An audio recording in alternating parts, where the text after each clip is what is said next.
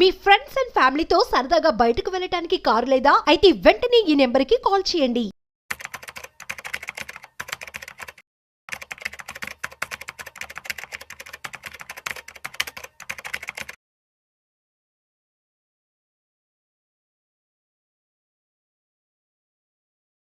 Welcome to Vishnu talks. నేను మీ విష్ణు. ప్రస్తుతంతో పాటు senior stock market analyst Malempati Prabhu garu ఉన్నారు. వారితో మాట్లాడదాం. సార్ ప్రభు గారు నమస్తే. సార్ నమస్తే అండి విష్ణు గారు. సార్ ప్రభు గారు ఎలా ఉన్నారు? బాగున్నాం అండి. మీరైతే బాగున్నారు కదా? బాగున్నా అండి. మార్కెట్స్ ఏం బాగాలేదు. మార్కెట్కి ఏం బాగాలేదు కదా? బాగున్నాండి. అదేంటో ఒక 1 year వెనక్కి వెళ్ళిపోయింది మార్కెట్. అవునండి. అవునండి. రకరకాల పెద్ద పెద్ద మేజర్ ఈవెంట్స్ అన్ని వచ్చి మార్కెట్ మీద పడ్డాయి. ఎఫ్ఐల విషయానికి వస్తే ఆల్మోస్ట్ గత 100 రోజుల నుంచి సెల్లింగ్ చేసుకుంటూనే ఉన్నారు. ఒక 60 trillion కంటే ఎక్కువ అమౌంట్ అనేది మార్కెట్ నుంచి వైప్ అవుట్ అయిపోయింది. అమ్ముతూనే ఉన్నారు. వాళ్ళు అసలు వెనక్కి తగ్గట్లేదు. వాళ్ళు ఎక్కడ హోల్డ్ అవ్వట్లేదు. మేజర్ గా వాళ్ళదే కాబట్టి మన ఇండియన్ మార్కెట్స్ లో కీలక పాత్ర. వాళ్ళు ఎక్కడా తగ్గట్లేదు. సో మొన్నటి దాకా అమెరికా ఎలక్షన్స్ అన్నాము, డొనాల్డ్ ట్రంప్ ప్రమాణ స్వీకారం అన్నాము. సరే, జనవరి 20వ తారీఖు డొనాల్డ్ ట్రంప్ ప్రమాణ స్వీకారం కూడా అయిపోయింది. ఆయన కూడా పూర్తి స్థాయిలో అమెరికా అధ్యక్ష బాధ్యతలు కూడా స్వీకరించారు. దానికి ముందు కొంత స్పెక్యులేషన్ నడిచింది. ఏంటి అది? మరి ఆయన రాబోతున్నారు, ఆయన వస్తే ఇండియాకి ఎలా ఉండబోతుంది, ఇండియన్ మార్కెట్స్కి ఎటువంటి మైలేజ్ రాబోతుంది, మోడీతో ఆయన స్నేహం ఎలా ఉంటుంది అంటూ రకరకాల స్పెక్యులేషన్స్ అన్నీ. సరే, మొత్తానికి జనవరి 20వ తారీఖున ఆయన వర్షన్ ఏంటో కంప్లీట్గా క్లియర్గా చెప్పేసేసారు. ఏ ఫైల్ మీద సంతకాలు పెట్టాలో పెట్టేశారు. రైట్. అక్కడ దాకా మొత్తానికి పెద్ద పెద్ద ఈవెంట్స్ అంతా కూడా మన మార్కెట్ ఫేస్ చేయడం జరిగింది. రైట్. ఇంకా ఫర్దర్గా అసలు ఎలాంటి ఈవెంట్స్ ఉన్నాయి మార్కెట్ని పడగొట్టడానికి, ఎలాంటి ఈవెంట్స్, ఎలాంటి ఛాలెంజెస్ మన మార్కెట్ ఫేస్ చేయబోతుందంటారు రాబోయే రోజుల్లో? Q1 బాగుంది రిజల్ట్స్. Q2 కూడా నాట్ బ్యాడ్. ఎఫ్ఎంసీజీ కొంచెం ఇబ్బంది పడ్డా, మిగతా సెక్టర్ ఇదైంది. Q3 కూడా అంత ఎక్కువ రాకపోవచ్చు. కార్పొరేట్ రిజల్ట్సే ఓ రకంగా కొంత 30 to 40% మార్కెట్ని డ్రైవ్ చేసే అవకాశాలు ఎక్కువ ఉంటాయి. అంటే మనకి ఇప్పుడు దాకా వచ్చిన స్క్రిప్ట్స్ అన్ని కొన్ని అప్ ఉన్నాయి, కొన్ని డౌన్ ఉన్నాయి, కొన్ని బాగా ఇచ్చినాయి, కొన్ని రిజల్ట్స్ బాగుండలేదు. బాగున్న రిజల్ట్స్ కొన్ని డిస్కౌంట్ అయిపోతున్నాయి, మార్కెట్ తీసుకుంటోంది. సో మేజర్ మనకి ఇప్పుడు ఇవాళ హెచ్డిఎఫ్సి బ్యాంక్ రిజల్ట్స్ వచ్చినాయి. మార్నింగ్ నుంచి మార్కెట్ పడుతూనే ఉంది. ఆఫ్టర్ 2 o'clock 2:15 నుంచి స్టార్ట్ అయింది. సో ఎప్పుడైతే హెచ్డిఎఫ్సి బ్యాంక్ రిజల్ట్స్ వచ్చినాయో, బాగున్నాయో, యూటర్న్ తీసుకుంది. అంటే still we are not out of the woods. ఈ ఒక్కదాంతోనే మనం రాలేము. ఇంకా పాజిటివ్ పాయింట్స్, మ్యాక్రోస్ చాలా మారాలి. మనకి మెయిన్ నెక్స్ట్ వచ్చేది బడ్జెట్. బడ్జెట్లో ఏమిస్తారు? ఇప్పుడు దాకా లాస్ట్ టైం కూడా ఓ రకంగా 240 seats ఎందుకు వచ్చినాయి? మిడిల్ క్లాస్ వాళ్ళని పట్టించుకోలేదు కాబట్టి వచ్చినప్పుడల్లా ప్రతిసారి మిడిల్ క్లాస్ ఐటీది పెంచుతాము, 7 లక్షలు చేస్తాం, 10 లక్షలు చేస్తాం అని చెప్పటమే కానీ ఎక్కడ కూడా చేసింది కనపడలా. సో ఈసారి వాళ్ళు కనుక చేస్తారు, చేసి తీరుతారు. ఎందుకంటే middle class, lower middle class support చేసి ఉంటే 300 seats పై వచ్చేది. ఎక్కడైతే ఈ వర్గం తగ్గిపోయిందో ఆ శాతం 240 seats వరకే వచ్చినాయి. సో ఈసారి డెఫినెట్ గా ఈ ఐటీ కను మిడిల్ క్లాసు, లోవర్ క్లాసు బాగా బూస్ట్ ఇస్తారని ఒక ఆశ. ఎందుకంటే థర్డ్ టైము. సో మళ్ళీ స్ట్రాంగ్, అంటే మిగతా అన్ని బాగున్నాయి కానీ మార్కెట్ని ఇది చేసుకోవాలంటే ఇంకా వీళ్ళ కూడా సపోర్ట్ కావాలి. సో వీళ్ళని కూడా తీసుకొని ముందుకెళ్ళాలి కాబట్టి డెఫినెట్గా దీన్ని మంచిగా చూస్తారు. మార్కెట్ ఏమో బడ్జెట్నే చూస్తోంది. Budget has to give the direction. అంటే బడ్జెట్ బాగుండకపోతే నెగిటివ్ మళ్ళీ ఇంకొంచెం పడే అవకాశాలు ఉంటాయి. లేదు, బాగుంది, మంచిగా ఇచ్చారు, ఎక్స్పెక్టేషన్ ప్రకారం ఇన్లైన్ ఎక్స్పెక్టేషన్ ఉంది అంటే కొంచెం తీసుకునే అవకాశాలే ఉంటాయి. లాస్ట్ టైం కూడా మీకు దాదాపుగా 1500 points కిందకు వచ్చి మళ్ళీ పెరిగింది, 24,800 దాకా వచ్చింది. సో అట్లానే ఈసారి మనం 23 రేంజ్లో బాగా సపోర్ట్ ఉంది. ఆ సపోర్ట్ బ్రేక్ అవుతుంది కానీ మళ్ళీ క్లోజింగ్ పైకి వచ్చేస్తుంది. కొంచెం స్ట్రాంగ్గా ఉంది. డెఫినెట్గా ఇది బేసిక్. ఇంకేదన్నా నెగిటివ్ ఉంటే మహా అయితే ఇప్పుడు మనకు 12% పడ్డాం, 11.5-12% పడ్డాం. మా అయితే ఇంకా 15% మ్యాక్సిమం. అంటే మార్కెట్ కరెక్షన్ అంటే అబౌవ్ 20%. సో మనం కరెక్షన్లో అయితే లేము. మన అన్నీ బాగానే ఉన్నాయి. కార్పొరేట్ రిజల్ట్స్ కూడా నెగిటివ్ ఏం లేదు, స్కామ్స్ ఏం లేవు, గవర్నమెంట్ మీద నెగిటివ్ ఏం లేదు. సో డెఫినెట్గా ఎఫ్ఐఎస్ని ఆకట్టుకుంటూ వాళ్ళని కార్పొరేట్ రిబేట్ ట్యాక్స్ తగ్గించారు వాళ్ళకి. అప్పటి నుంచి అమ్ముతూనే ఉన్నారు, కంటిన్యూస్ గా అమ్ముతూనే ఉన్నారు. సో మనం డిఎస్ ని రిటైల్ సపోర్ట్ తీసుకొని వాళ్ళు వద్దు అనుకునే ఉద్దేశం ఉన్నట్టుంది. సో వాళ్ళకి సపోర్ట్ ఇవ్వట్లే, ఎందుకంటే వాళ్ళకి ఏదన్నా జస్ట్ ఒక సింపుల్ ఏదైనా ట్యాక్స్ బెనిఫిట్స్ ఇస్తే డెఫినెట్ గా వాళ్ళు వస్తారు. ఏ కంట్రీకి వెళ్ళే అవకాశమే లేదు వాళ్ళు. చైనాకి వెళ్తారా? వెళ్ళారు, వాళ్ళ పాలసీలు అందరికీ తెలిసింది. యూరోప్కి వెళ్ళారు, యుఎస్ కి ఇప్పుడు తెలిసిందే. యుఎస్ అంటే ఇప్పుడు ఆయన ఎప్పుడు ఎలా రియాక్ట్ అవుతాడో తెలియదు, ఆయనకి తెలియదు. డెఫినెట్ గా అది కొంచెం ఇబ్బందే. ట్రంప్ మామతో వ్యవహారం ఎలా ఉంటుందో ఎవరు ఎక్స్పెక్ట్ చేయలేరు. అంటే అనుకోని యూటర్న్ తీసుకుంటాడు ఆయన. సో ఇప్పుడు ఈ యూరోప్ కంట్రీస్ కూడా అంతే కదా, మేము మీకు ఎందుకు సహాయం చేయాలి, మీరే చూసుకోండి, మేము ఇవ్వం డబ్బులు, మేము ఇవ్వని చెప్తున్నాడు వాళ్ళకి. సో రేపు ఏమన్నా వచ్చినా మీరే నాటోని సపోర్ట్ చేసిందే యుఎస్. ఇప్పుడు నేను చేయను, మీరు చూసుకోండి, మాకు సంబంధం లేదు, నేను ఇంకా చేయను, మీరు మాకు కట్టాల్సిన అమౌంట్ కూడా కట్టలేదు అన్నప్పుడు ఆయన కొంచెం స్ట్రింజెంట్ గా మాట్లాడినప్పుడు మనీ ఫ్లో కూడా లోపలికి వచ్చింది, వాళ్ళు పే చేయాల్సిందని పే చేశారు.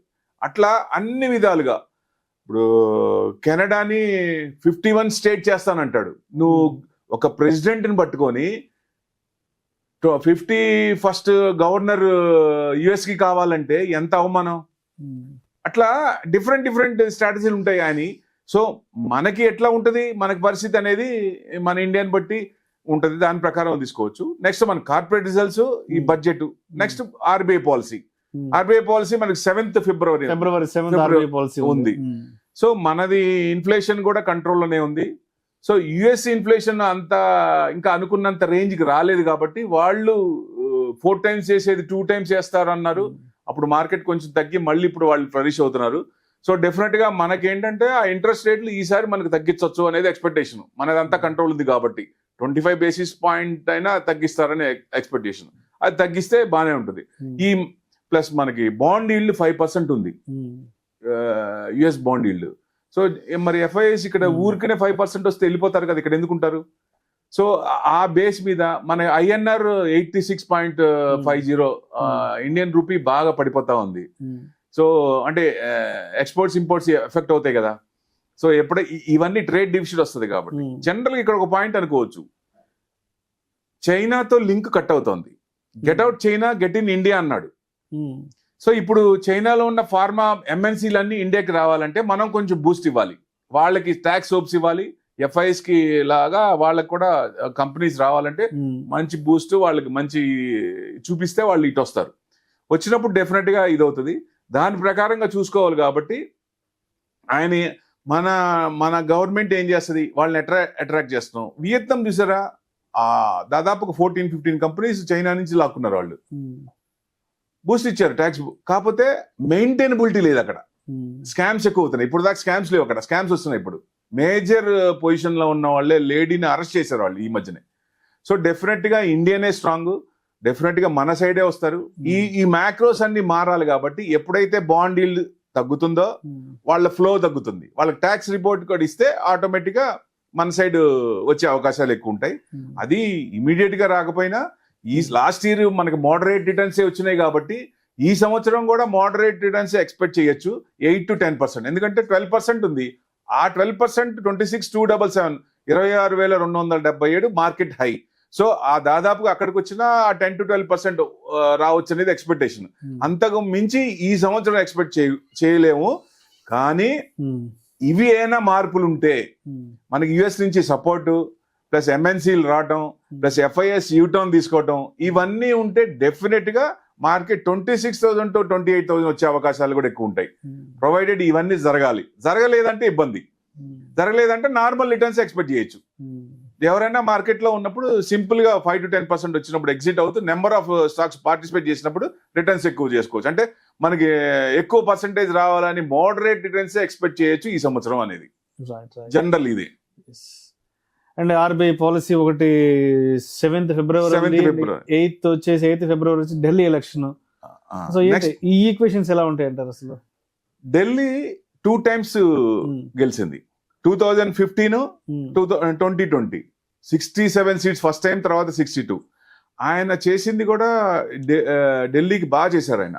సో ఎక్కువ మంది అంటే సబ్సిడీస్ అని ఎలక్ట్రిసిటీ కానీ, వాటర్ కానీ, మెడికల్ని డెవలప్ చేయటం కానీ, హాస్పిటల్స్ని అంటే గవర్నమెంట్ మొహిల్లాని మార్చడం కానీ ఆయన ఫెంటాస్టిక్ చేసినట్టు లెక్క.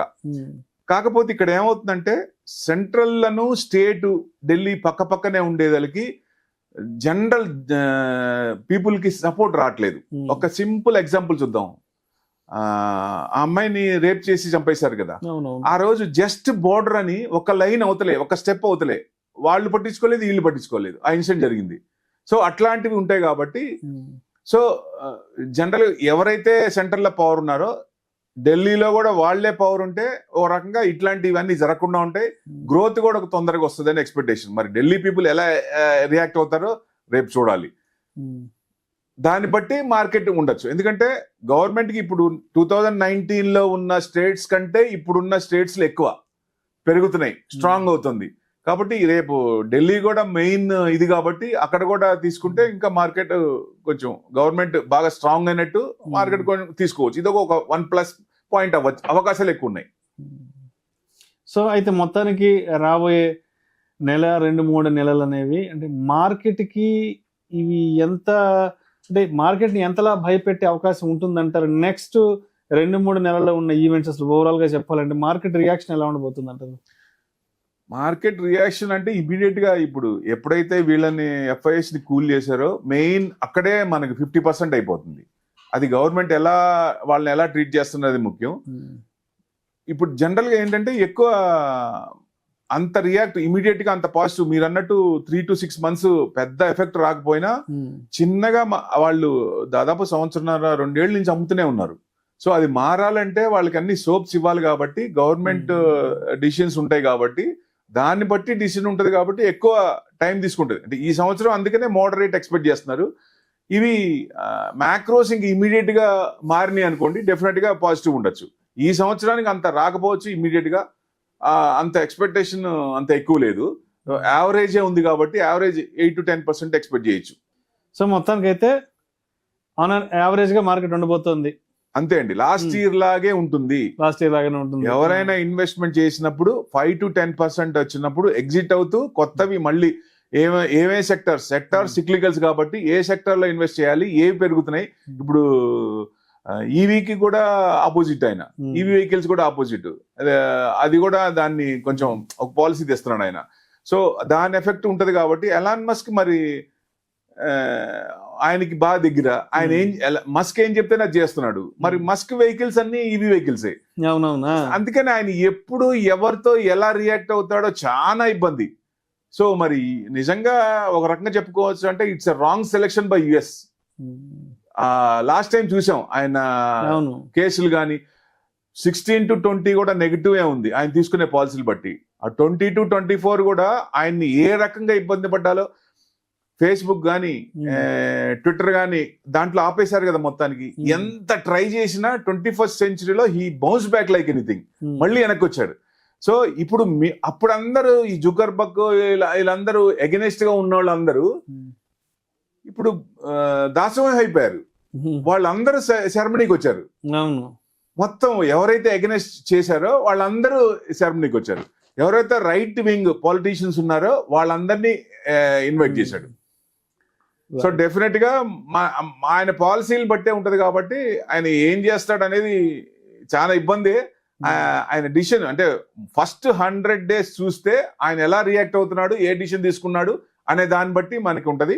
కాకపోతే మన పర్సంటేజ్ చాలా ఎక్కువ ఉంది, మన వాళ్ళందరూ US లో ఎక్కువ ఉన్నారు కాబట్టి వాళ్ళు కూడా $200 billion మన బిజినెస్ వల్ల వస్తుంది. 50 లక్షల మంది ఉన్నారు. 1.47% ఆఫ్ ద US పాపులేషన్ ఉన్నారు. ఈ వీటి వల్ల ఎక్కువ మనల్ని వేరే వాళ్ళని రప్చర్ చేసినట్టుగా మనం చేయకపోవచ్చు. ఎందుకంటే మెయిన్ మెక్సికో నుంచి ఒక డ్రగ్ అక్కడికి US లోకి వస్తుంది, చాలా మంది చనిపోతున్నారు. అందుకే వాళ్ళకి ఎక్కువ స్ట్రింజెంట్ గా ఈ తరీఫ్లు అవి పెంచుతానని చెప్తున్నాడు. మనకేం నెగిటివ్ లేదు, వీళ్ళిద్దరికి మంచి ఫ్రెండ్షిప్ ఉంది కాబట్టి పెద్ద నెగిటివ్ రాకపోవచ్చు. బట్ అదర్ కంట్రీస్ మీద తీసుకున్నప్పుడు ఆ ఎఫెక్ట్ కొంత పర్సంటేజ్ మన మీద పడుతుంది కాబట్టి కొంత మన ఎఫెక్ట్ అవ్వచ్చు ఛాన్స్ ఉంటుంది. Thank you sir, thank you so much Prabhu garu. నమస్తే.